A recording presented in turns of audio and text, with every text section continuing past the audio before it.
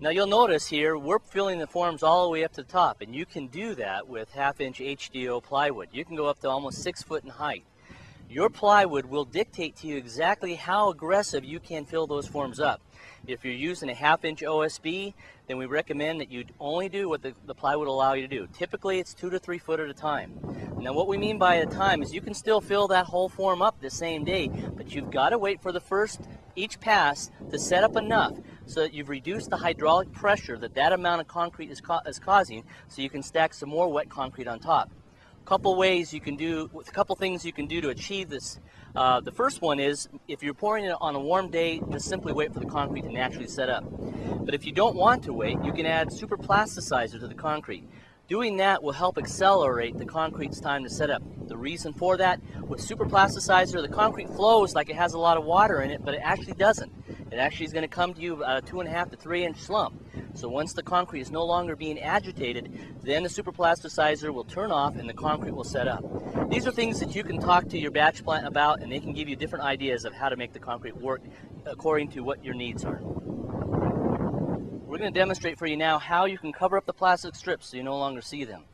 What we simply use is drywall tools, a 6-inch broad knife, some self-adhesive fiberglass mesh tape, we call it sticky mesh tape, a drywall pan, and the material that we use is the same material that's used in the modern stucco systems like EIFS or Pyrex. This happens to be Pyrex 121 base coat adhesive in the dry form. We just simply add water and use it and work it the same way you would work drywall mud. The first thing you'll want to do, though, before you get started is, once you've backed out the screws in your plywood, it leaves a little bit of a nub. So just simply take your broad knife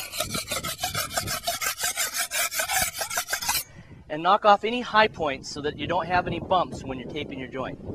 Okay, we've applied the mesh tape to the concrete. As we mentioned, it's self-adhesive. I'll show you how to do it. It's a very simple process.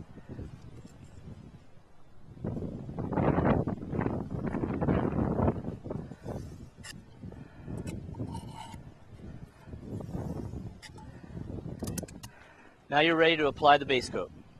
Now we've just applied the base coat to the mesh tape. We'll show you how it is. Very simple.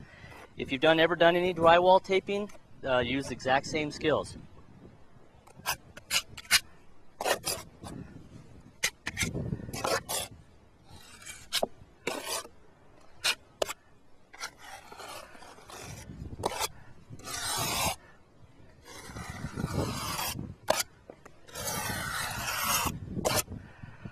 Once this is dried, now your foundation is ready to plaster.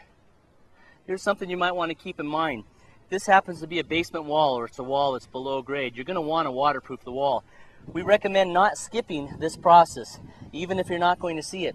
This gives you added protection, gives you a waterproof bridge that goes over the plastic tie, giving you one more level of protection for the water to pass through the wall. It also gives you an even surface for your waterproofing system to attach to make sure you have no leaks in the future.